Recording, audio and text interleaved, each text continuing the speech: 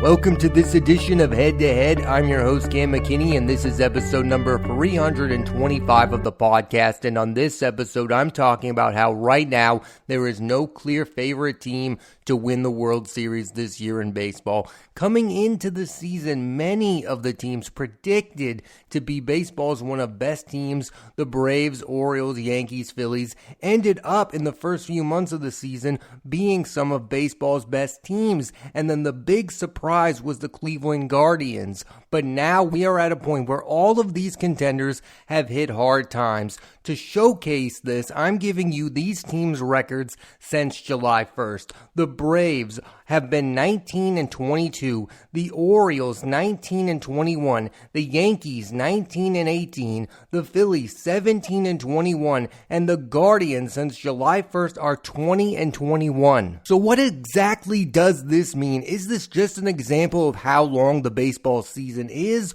or can I no longer view these teams as legitimate World Series contenders? Or is there a chance these teams can bounce back? Because of where these teams are, it's impossible to look at any team in baseball and say there is a prohibitive favorite.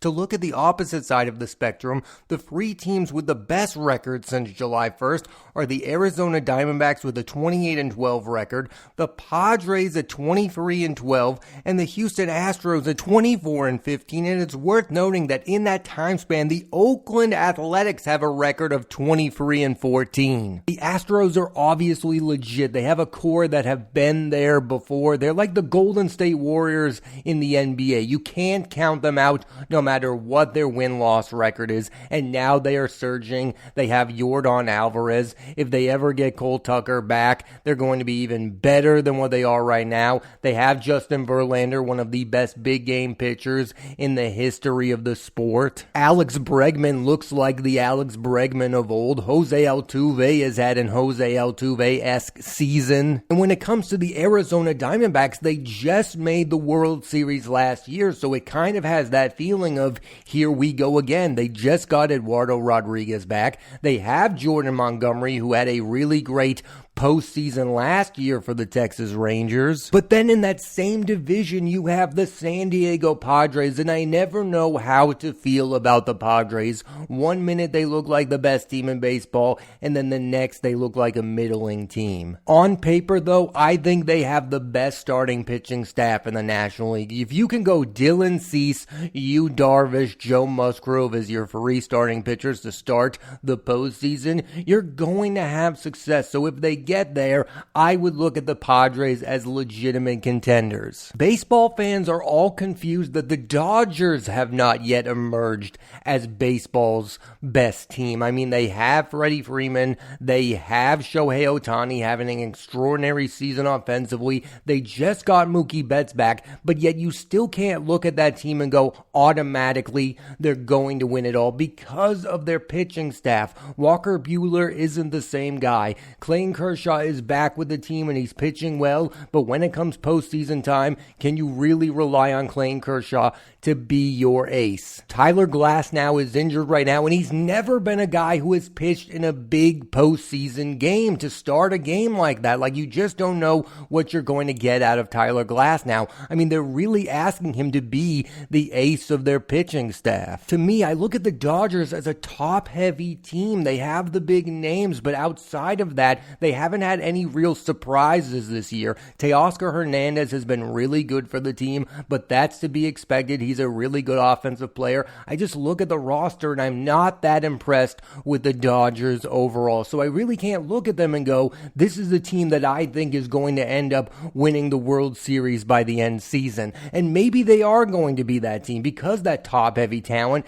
is just going to blow doors out of everyone else. But it just doesn't look like that right now. There's two ways to look at the fact that there's no clear favorite in baseball. One is that the parity is really good for the sport, that teams like the Texas Rangers and Arizona Diamondbacks can surprise you, make the World Series, and eventually win it. That is good for the sport, that every team feels like they are in legitimate contention because there is no clear juggernaut team. The downside is, does this get people outside of diehard baseball fans interested in the sport? And I don't know the answer answer to that. Do people want to see a World Series, for example, that includes the Kansas City Royals versus the San Diego Padres? Bobby Witt Jr. is becoming a star within baseball fan circles, but he's not becoming a nationwide star. And that's the problem with baseball, is it's still one of the last sports that relies on the big market teams. I mean, I'm not going to lie, it would be best for baseball if the World Series ended up being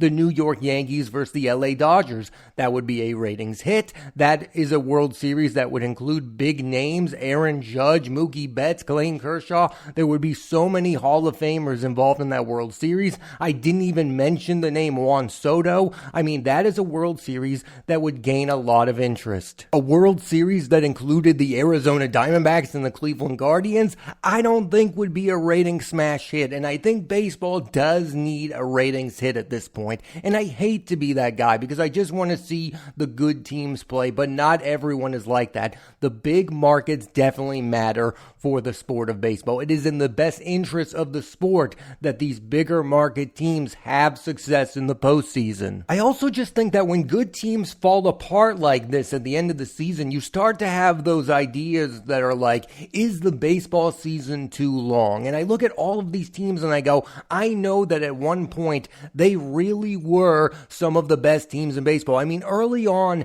the Yankees were dominating with Aaron Judge and Juan Soto. Now, maybe that is a team that, like the Dodgers, was super top heavy. I mean, you had Aaron Judge, you had Juan Soto, but outside of that, they were relying on Giancarlo Stanton to be healthy for an entire season. They were relying on Anthony Rizzo, DJ LeMahieu. I mean, the Yankees on paper are way too old, so maybe leave them out of the equation. Look at the Baltimore Orioles. I mean, at this point, the Baltimore Orioles have Gunnar Henderson, they have all the young talent, they have Corbin Burns, but they've had some injuries to their starting pitching and now their bullpen, and they're falling apart. I think that is a team that you want to see emerge in the sport of baseball, because I do think that there's some outside interest. Baseball fans 1,000% want to see Gunnar Henderson play in the World Series, Adley Rutschman. I mean, we all want to see Jackson Holiday play on the biggest of stages. I mean, this is a team that has emerged because of all the young talent on it. A lot of people are looking at the teams that I mentioned that have had bad records since July 1st, and they're saying, then why didn't those teams make more moves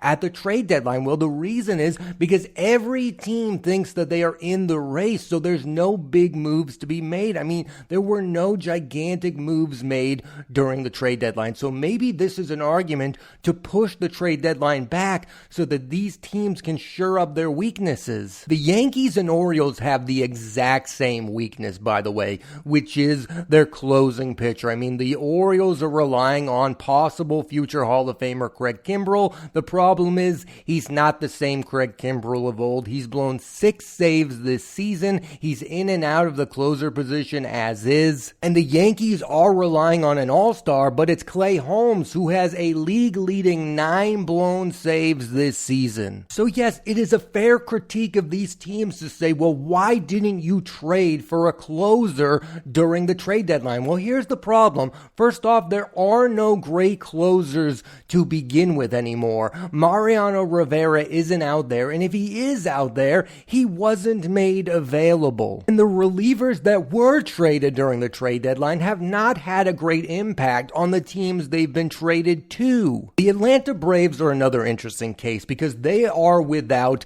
MVP award winner Ronald Acuna Jr. You know, the guy that stole over 70 bases last season. He wasn't off to that same start this year, but without him, they seem lost. Matt Olson is not having the same stellar season he had last year, and they kind of made the same exact trade that they did the year they won the World Series. Alex Anthopoulos went out and he got Jorge Soler, who went on to win a World Series MVP and NLCS MVP. It was a great move at the time, but this time it doesn't seem to be having the same effect on the roster. I mean, it's crazy to think about where the Atlanta Braves would be without Chris Sale. I mean, when we were talking about the Chris Sale trade, we were talking about him being insurance for the team. Well, this isn't a guy they have to rely on. Now he's become everything and anything for this team. They need Chris Sale, and he's Phillies having a Cy Young type of season for the Atlanta Braves, who right now are just barely holding on to a playoff spot. I think when it comes to the Philadelphia Phillies, this is just who they are. It's in their nature. They have high ups where they look like the best team in baseball, and then they have really high lows. Yes, I still kind of believe in them during the postseason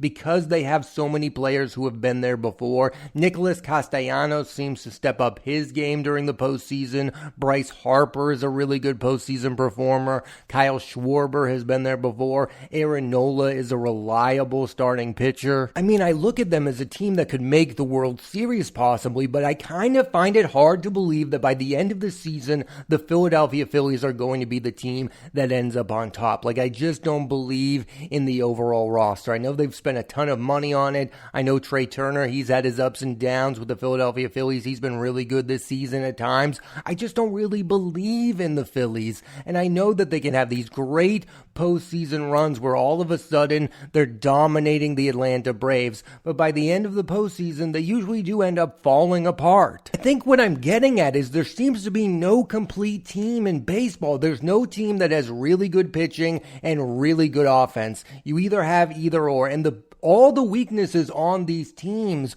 are right there on the surface. You can see them. You can see that they're so easy to fix. Like, you can look at the Yankees and Orioles and say, oh, just add a really good closer and you'd be a really good baseball team. With the Dodgers, it's just get some really good, consistent starting pitching and you would be the best team in all of baseball. And look, that team did make an attempt. They traded for Jack Flaherty. But come on, Jack Flaherty is supposed to get me excited. There was talks about my team, the Boston Red Sox, trading for Jack Flaherty. I'm sorry. Jack Flaherty has been on the Cardinals. He's been on the Orioles. He's been on the Tigers. I don't look at him as a difference maker. He's a nice placeholder. He's a nice guy who you want as your number 4 starting pitcher. But for me to think he's going to have a real impact on the baseball race of who's going to end up winning the World Series, I think that's insane. If the baseball season ended today, all the teams I've talked about that have struggled since July 1st would make the postseason, and maybe I'm going to end up being wrong,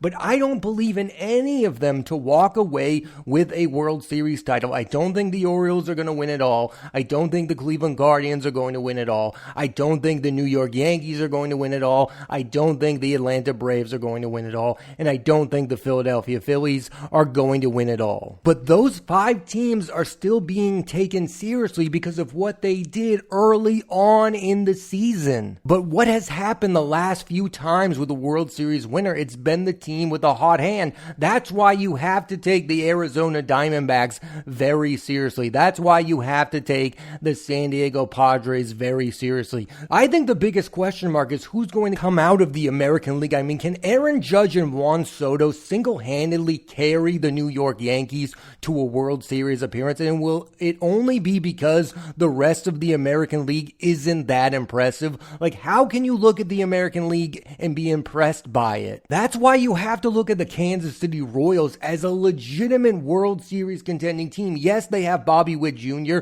who could end up winning an MVP. Not going to happen. It's going to be Aaron Judge. But they also have really good starting pitching, and they also have Salvador Perez, the best catcher in all of baseball. If I had to pick a team right now to come out of the American League, I would obviously go with the Houston Astros because they've been there and done that. Yes, they have a rookie manager, but they also have guys who have hit big-time home runs in the postseason. Jose Altuve is a 2-time World Series winner. When there's no clear-cut favorite, you have to go with the team that has experienced it more than all the others. And the Houston Astros have experienced it way more than the Cleveland Guardians, the Kansas City Royals, and the New York Yankees, and especially the Baltimore Orioles, who are one of the youngest teams in all of baseball. So I'll ask this question again. What if the World Series ends up being the Houston Astros versus the Arizona Diamondbacks? Would that end up being anticlimactic, or would baseball baseball fans be pleased with that outcome? Because listen,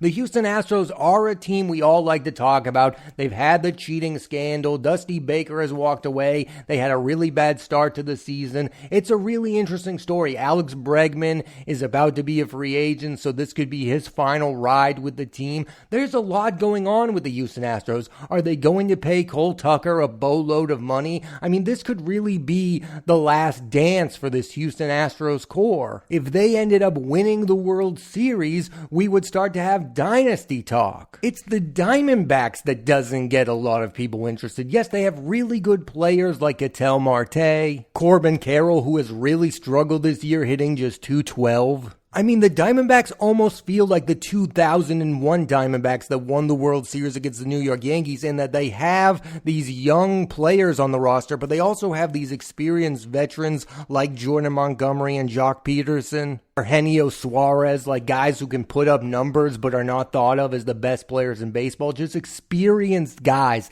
They lack real star power. Now, if it were the Astros versus the Padres, that's a different story. I mean, that series would have real star power. I mean, the Padres have Manny Machado. They would have Fernando Tatis Jr., Joe Musgrove, Yu Darvish, Luis Ariz. I think that would gauge more interest than Astros Diamondbacks. But that, again, is not the preferred World Series matchup that baseball probably wants. They want a matchup between the bigger markets. They want Yankees Dodgers. Dodgers Astros would be a really good World Series because it would be a rematch of those two franchises. We are at a point in the baseball season where it's supposed to be heating up, where we're supposed to be starting to realize who the best teams in all of baseball are, and we're not really that close to finding out who that really is. I don't know if I should be believing in these teams having these second half surges, or should I believe that the teams that were dominant in the first half are going to get their acts together? Again, the perceived really good teams have not played well since July 1st. Is that who they really are, or are they the teams that they were